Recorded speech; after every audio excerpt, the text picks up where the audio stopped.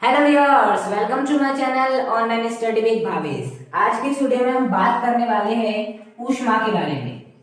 तो चलिए स्टार्ट करते हैं। देखिए, ऊष्मा एक प्रकार से ऊर्जा स्थानांतरित करने का तरीका है।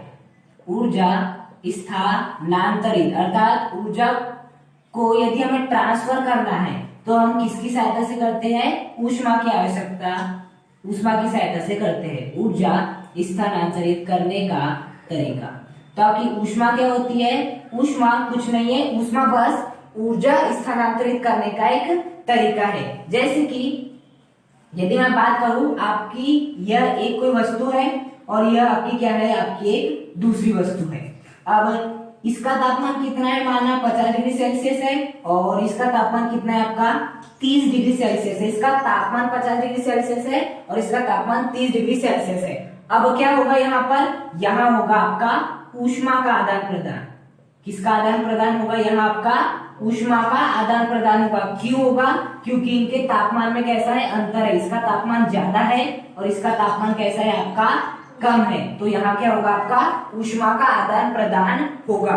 अब ऊष्मा का आदान प्रदान हो रहा कब तक होगा? जब तक कि इन दोनों के टेम्परेचर क्या ना हो जाए? सेम हो जाए। तो मैंने माना यहाँ क्या हो गया? आपका ऊष्मा का क्या हो गया? आदान प्रदान हो गया। मतलब कि यहाँ से आपकी ऊष्मा कहाँ चली गई? यहाँ पर चले गई। ऊष्मा का आदान प्रदान इस प्रकार से हुआ और यहाँ भी तापमान हो गया 40 डिग्री सेल्सियस और यहाँ भी 30 डिग्री सेल्सियस से बढ़ के हो गया आपका तापमान कितना हो गया? 40 डिग्री सेल्सियस। और किस कारण हुआ है? आपका तापमान इक्वल ऊष्मा के आदान प्रदान के द्वारा हुआ है। अब ऊष्मा का आदान प्रदान हुआ है, इसका क्या मतलब हुआ कि यहाँ पर जो यहाँ जितनी भी ऊर्जा थी, इसके भीतर तापमान अधिक होने के कारण जितनी भी ऊर्जा थी वो ऊर्जा यहाँ से कहाँ गई है? इस वस्तु में गई है। वो भी किस रूप में गई है? आपके ऊष्मा के रूप में गई है। किस रूप में गई है? ऊष्मा के रूप में गई है। तो ऊष्मा क्या हुआ है? ऊष्मा ऊर्जा स्थानांतरित करने का क्या है?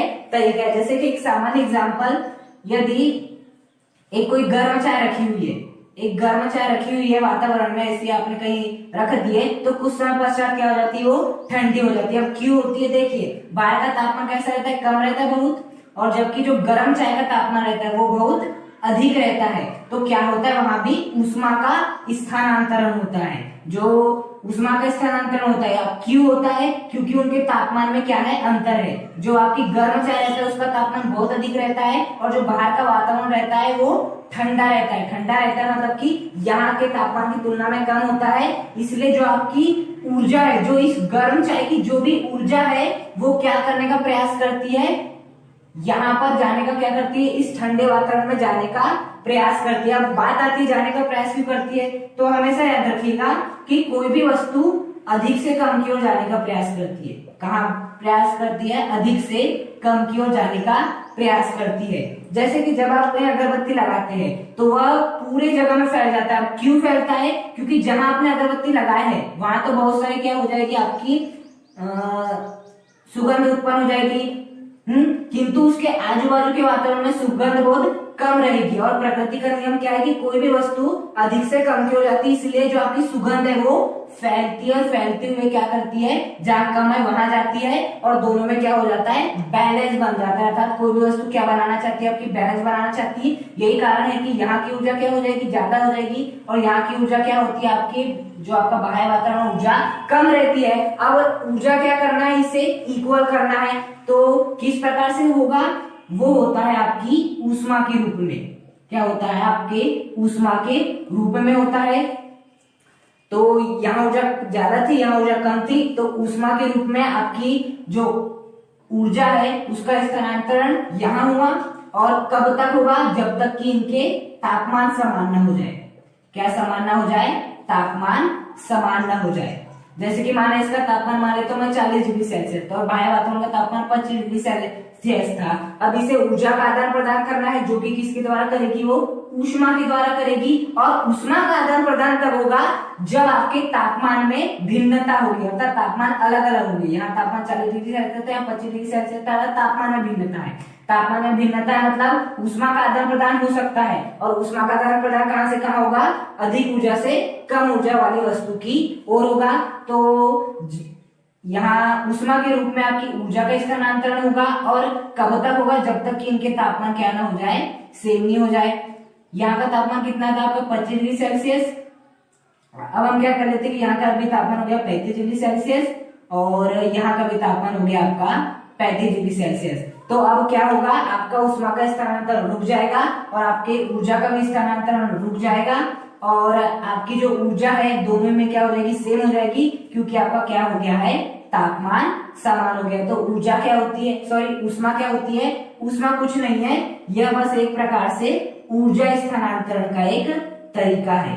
क्या है, ऊष्मा ऊर्जा स्थानांतरण का एक प्रकार से क्या है, आपका तरीका है। क्या है, आपकी जो ऊष्मा रहती है वो क्या है, ऊर्जा स्थानांतरण करने का एक तरीका है। यदि हमें ऊर्जा को स्थानांतरित करना है तो हमें किसकी आवश्यकता होगी, ऊष्मा की आवश्यकता होगी, और ऊष्मा के रूप में आपकी ऊर्जा का स्थानांतरण होगा। अब बात आती है कि ऊष्मा का स्थानांतरण कब होगा, जब आपका क्या होगा, तापमान में भिन्नता होगी। जैसे कि जब आपकी चाहे, जब यहाँ का तापमान और बाहर का तापमान सेम हो जाएगा, तो ये चाय कैसे हो जाएगी, ठंडी, और ये भी क्या हो जाएगा, मतलब कि इसका भी तापमान 35 डिग्री सेल्सियस, इसका भी तापमान 35 डिग्री सेल्सियस। अब यहाँ पर ऊष्मा का आदान प्रदान नहीं हो सकता, क्यों, क्योंकि यहाँ तापमान में क्या है, भिन्नता नहीं है। तो ऊष्मा का आदान प्रदान केवल तब होता है जब आपके तापमान में भिन्नता होती है। यदि तापमान का मान समान होता, आपकी ऊष्मा का आदान प्रदान नहीं होता। और ऊष्मा क्या होती है, ऊर्जा को स्थानांतरित करने का क्या है, एक तरीका है। जो आपका ऊष्मा है उसको किससे प्रदर्शित करते हैं, क्यू से प्रदर्शित करते हैं। किससे प्रदर्शित करते हैं, आपके अल्फाबेटिक क्यू से प्रदर्शित करते हैं। इसका जो मात्रक होता है वो होता है आपका कैलोरी। क्या होता है इसका मात्रक, कैलोरी होता है। ऊष्मा यदि किसी निकाय को दी जाती है, यदि हमने किसी निकाय को क्या दिया, आपकी ऊष्मा दिए है, इसका अर्थ क्या है कि जो ऊर्जा है वो कैसी होगी, आपकी धनात्मक होगी। कैसी होगी, आपकी धनात्मक होगी। जबकि यदि हमने ऊष्मा निकाय से निकाली है, क्या है, ऊष्मा निकाय से क्या की है, हमने निकाली है, तो जो आपकी ऊर्जा होगी वो कैसी होगी, आपकी ऋणात्मक होगी।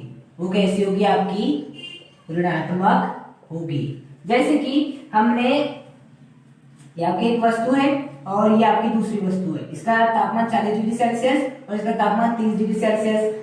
इसकी ऊर्जा कम होगी, क्यों, क्योंकि इसका तापमान, सॉरी इसकी ऊर्जा ज्यादा होगी, क्योंकि तापमान ज्यादा है। क्योंकि तापमान ज्यादा होगा मतलब क्या ज्यादा होगी, आपकी गतिज ऊर्जा ज्यादा होगी। गतिज ऊर्जा ज्यादा होगी मतलब इसकी ऊर्जा क्या होगी, आपकी ज्यादा होगी। जबकि इसका तापमान कैसा है, इसकी तुलना में कम है, मतलब कि इसकी गति ऊर्जा भी क्या होगी, इसकी तुलना में कम होगी। मतलब कि उसकी जो ऊर्जा है, जिसे आप आंतरिक ऊर्जा भी कह सकते हैं, वो भी क्या होगी, कम होगी। मतलब कि इसकी ऊर्जा ज्यादा है और इसकी ऊर्जा कैसी है, कम है। अब कोई भी वस्तु अपना जो है बैलेंस बनाना चाहती है, दो निकाय जो है परस्पर हमेशा बैलेंस बनाना चाहते हैं, तो यहाँ क्या होगा, आपका ऊर्जा का स्थानांतरण होगा। और ऊर्जा का स्थानांतरण किस रूप में होगा, ऊष्मा के रूप में होगा। किस रूप में होगा, ऊष्मा के रूप में होगा। अब ऊष्मा के रूप में होगा तो जो आपका ऊष्मा है वो किस प्रकार से करेगी, मूव, इस प्रकार से मूव करेगी। क्यों, क्योंकि उसे ऊर्जा को यहाँ से यहाँ स्थानांतरित करना है, तो ऊष्मा का जो मार्ग होगा वो कुछ इस प्रकार से होगा। तो यहाँ देखिए, जो आपको ऊष्मा मिल रही है वो किससे मिल रही है, इस निकाय को मिल रही है जिसका तापमान 30 डिग्री सेल्सियस है। तो इसकी ऊर्जा क्या हो जाएगी, बढ़ जाएगी। इसकी ऊर्जा क्या हो जाएगी, बढ़ जाएगी। जबकि इस जो आपका निकाय था, इससे क्या हो रही है, आपकी ऊर्जा निकल रही है, तो इसकी ऊर्जा क्या हो जाएगी, आपकी घट जाएगी। इसकी ऊर्जा क्या हो जाएगी, घट जाएगी। हमने इसको ऊर्जा दी है तो इसकी ऊर्जा बढ़ी। इसलिए कहा जाता है कि ऊष्मा यदि किसी निकाय को दी जाती है तो ऊर्जा को हम क्या लेते हैं, धनात्मक लेते हैं। धनात्मक लेने का अर्थ होता है कि आपकी जो ऊर्जा है वो कैसी, आपकी बढ़ रही है। और ऊष्मा निकाय से निकाली जाती है, जैसे कि हमने इस निकाय से क्या निकाले, आपकी ऊष्मा निकाले है। क्यों निकाले, क्योंकि हमें ऊर्जा को यहाँ से यहाँ भेजना था। तो जैसे हमने ऊर्जा निकाली तो क्या हो गई, इसकी ऊर्जा क्या हो गई, पहले की तुलना में घट गई। माना पहले की ऊर्जा रही होगी इसकी 40 किलो जूल और इसकी रही होगी आपकी 30 किलो जूल रही होगी। अब क्या हुआ, ऊर्जा बराबर करना चाहते हैं तो ये क्या करेगा, 10 ऊर्जा का क्या करेगा, यहाँ स्थानांतरण करेगा। यहाँ क्या करेगा, 10 ऊर्जा का स्थानांतरण करेगा। तो यहाँ क्या हो जाएगा, +10 और यहाँ क्या हो जाएगा आपका -10। तब ये हो पाएगा 30, ये भी क्या हो पाएगा आपका, सॉरी ये होगा आपका, ये कर देगा आपका जो आपकी 5 है, जो यहां से यहां जो आपकी ऊर्जा जाएगी ऊष्मा के रूप में वो जाएगी आपकी 5 किलो जूल, और यहाँ से कितनी कम होगी आपकी 5 कम होगी, तो यहाँ भी कितनी हो जाएगी आपकी 35, यहाँ भी क्या हो जाएगी आपकी 35। तो यहाँ जो यहाँ की ऊर्जा ज्यादा थी, यहाँ की ऊर्जा कम थी, तो यहाँ से यहाँ ऊर्जा गई ऊष्मा के रूप में, और यहाँ ऊष्मा मिली किसी है, ऊष्मा मिली है, इसको मिली है ऊष्मा मिली है। तो देखिए हमने यहाँ क्या किए, इससे ऊर्जा को क्या की है प्लस की है, इसलिए क्या मानते हैं ऊर्जा धनात्मक मानते हैं। जब किसी निकाय को हम क्या देते हैं ऊष्मा देते हैं। अब ऊष्मा निकाय से निकली है, इस निकाय से क्या निकली है आपकी ऊर्जा निकली है, कितनी निकली है 5 निकली है, तो हमने क्या कर दिए 5 क्या कर दिए इसको माइनस कर दिए, 5 माइनस किया अर्थात, और वो माइनस क्यों किए क्योंकि हमने ऊष्मा को यहाँ से यहां तक क्या लेके गई आपकी ऊर्जा लेके गई, तो यहाँ हमने ऊर्जा को क्या की है ऋणात्मक की है, इसलिए क्या मानी गई आपकी ऊर्जा ऋणात्मक मानी गई। तो जब भी ऊष्मा निकाय को देंगे तो आपकी ऊर्जा धनात्मक जैसे +5 की है, और यदि हम ऊष्मा निकाय से निकली है जो कि इससे निकली थी तो ऊर्जा क्या होती है आपकी ऋणात्मक होती है, जैसे कि हमने यहाँ की है आपका -5 की है।